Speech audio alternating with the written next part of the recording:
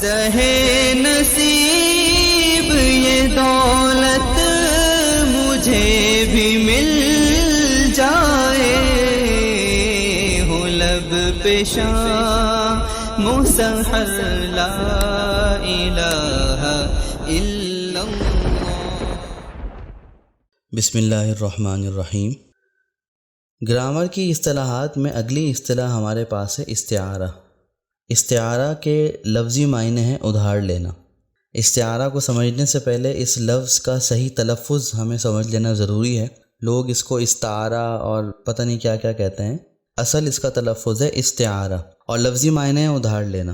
یعنی کہ استعارے میں یہ ہوتا ہے کہ ہم ایک چیز کے لیے دوسری چیز کا نام ادھار لے لیتے ہیں۔ جیسے کہ بچے کو چاند کہا جاتا ہے یا شیر کہا جاتا ہے۔ بچہ آتا ہے تو ہم کہتے ہیں کہ میرا شیر آ رہا ہے، تو ہم نے کیا کیا کہ شیر کا نام بچے کے لیے ادھار لے لیا۔ اس کو ہم کہتے ہیں استعارہ۔ استعارہ تشبیہی کی طرح ہے۔ تشبیہ میں یہ ہوتا ہے کہ ہم ایک چیز کو دوسری چیز جیسا بیان کرتے ہیں کہ یہ چیز اس چیز کی طرح ہے۔ استعارہ میں یہ ہوتا ہے کہ ہم اس چیز کا نام ہی اٹھا کر دوسری چیز کو دے دیتے ہیں اور بالکل اسی کی طرح قرار دے دیتے ہیں۔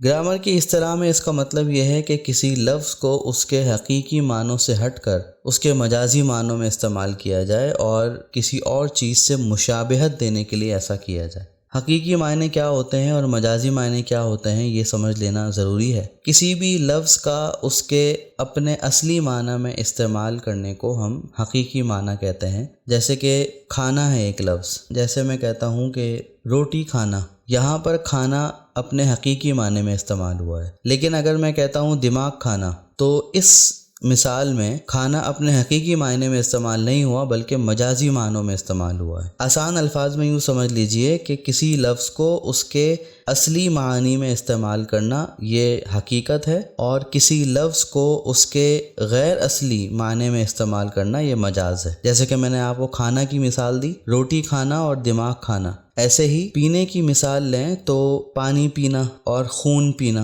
جیسے غصے میں کہا جاتا ہے کہ میں تمہارا خون پی جاؤں گا، تو پانی پینا میں جو لفظ پینا ہے یہ اپنے حقیقی معنی میں استعمال ہوا ہے، اور خون پینا میں جو پینا ہے وہ اپنے مجازی معنی میں استعمال ہوا ہے۔ تو استعارے میں ہم یہ کرتے ہیں کہ ایک چیز کے لیے دوسری چیز کا نام ادھار لے لیتے ہیں، اور جس کے لیے ہم وہ لفظ ادھار لیتے ہیں تو اس کے لیے وہ لفظ حقیقی معنی میں استعمال نہیں ہو رہا ہوتا۔ جیسے کہ کسی بچے کو دیکھ کر آپ کہیں کہ میرا شیر آ گیا، تو آپ نے شیر کا لفظ استعمال کیا ہے بچے کے لیے، لیکن یہاں پر شیر اپنے حقیقی معنی میں استعمال نہیں ہو رہا بلکہ مجازی معنی میں استعمال ہو رہا ہے، بہادر کے معنی میں استعمال ہو رہا ہے۔ تو اس کو ہم کہتے ہیں استعارہ۔ تقریباً تشبیہ کی طرح ہے، معمولی سا فرق ہے، وہ آگے چل کے ہم سمجھنے کی کوشش کریں گے۔ تشبیہ میں ہم نے مثال دیکھی تھی بچہ چاند جیسا ہے۔ اگر اسی کو ہم استعارہ میں تبدیل کرنے کی کوشش کریں تو ایک جملہ ہے میرا چاند آ گیا۔ بچہ گھر میں داخل ہوا اور امی نے کہا کہ لو میرا چاند آ گیا۔ تو یہاں پر اگر یہ جملہ بچے کے لیے استعمال کیا جائے تو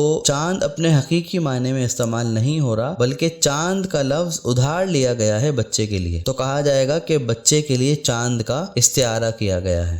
جس طرح تشبیہ کے مختلف حصے ہیں، اسی طرح استعارہ کے بھی مختلف اجزاء ہیں، مختلف حصے ہیں، اور استعارہ کے اجزاء کی تعداد ہے 3۔ ایک ہے مستعار لہو، ایک ہے مستعار منہ، اور تیسرا ہے وجہ استعارہ۔ جیسا کہ میں نے تشبیہ میں آپ کو بتایا کہ الفاظ عربی ہیں، شروع میں آپ کو کچھ پریشان کریں گے لیکن وقت کے ساتھ انشاءاللہ بہتر ہو جائے گا۔ مستعار لہو کا مطلب ہوتا ہے وہ شخص یا چیز جس کے لیے کوئی لفظ ادھار لیا جائے، جیسے ہم نے بچے کے لیے چاند کا لفظ ادھار لیا، تو اس مثال میں بچہ جو ہے وہ مستعار لہو کہلائے گا۔ اور مستعار منہ کا مطلب یہ ہے کہ وہ شخص یا چیز جس سے ادھار لیا جائے، جیسے مذکورہ مثال میں چاند جو ہے وہ مستعار منہ ہے۔ اور وجہ استعارہ وجہ تشبیہ کی طرح ایسی مشترک خوبی یا ایسی مشترک صفت جو مستعار لہو اور مستعار منہ دونوں میں موجود ہو اور اسی کو بنیاد بنا کر مستعار منہ سے ادھار لیا جائے مستعار لہو کے لیے۔ استعارہ کی مثال دیکھیں تو ایک شعر ہے کہ میرے خورشید کہیں تو بھی اٹھا اپنی نقاب، بہر نظارہ تڑپتی ہے نگاہیں بے تاب۔ یہاں پر شاعر خورشید کو مخاطب کر رہا ہے۔ خورشید کے لفظی معنی ہوتے ہیں سورج، اور سورج سے کہا جا رہا ہے کہ وہ اپنے چہرے سے نقاب اٹھا لے، کیونکہ اس کے چہرے کو دیکھنے کے لیے یا اس کا نظارہ کرنے کے لیے شاعر کی نگاہ تڑپ رہی ہے۔ ظاہر ہے کہ اگر اس شعر کے حقیقی معنی مراد لیے جائیں تو بات کچھ مناسب نہیں لگتی، اسی لیے ہم یہ کہیں گے کہ یہاں پر شاعر نے استعارہ کا استعمال کیا ہے اور خورشید سے مراد ہے محبوب، اور شاعر محبوب سے کہہ رہا ہے کہ تم اپنے چہرے سے نقاب اٹھاؤ تاکہ میں تمہارا نظارہ کر سکوں۔ اور محبوب کے لیے خورشید کا لفظ، سورج کا لفظ اس لیے استعمال کیا گیا ہے کہ جس طرح سورج بہت چمکدار ہوتا ہے، بہت خوبصورت ہوتا ہے، بہت روشن ہوتا ہے، اسی طرح محبوب کا چہرہ بھی بہت چمکدار، خوبصورت اور روشن ہے۔ تو اس مثال میں مستعار لہو ہے محبوب اور مستعار منہو ہے خورشید یعنی سورج، اور وجہ استعارہ ہے چمک یا خوبصورتی یا روشنی بھی ہم کہہ سکتے ہیں۔ ایک بات اگر آپ نے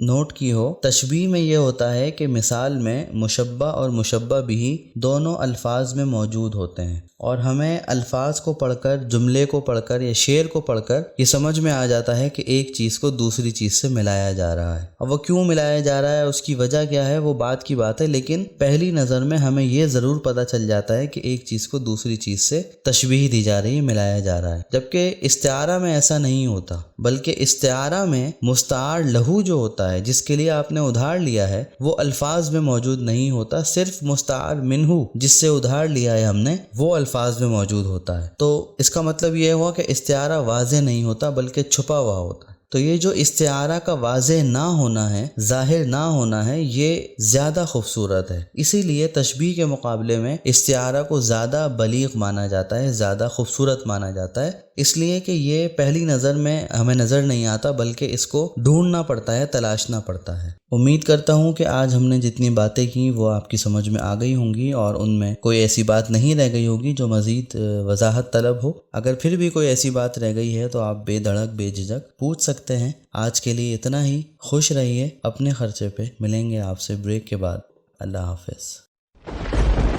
زہے نصیب یہ دولت مجھے بھی مل جائے، ہو لب پہ شام مسحر لا الہ الا اللہ۔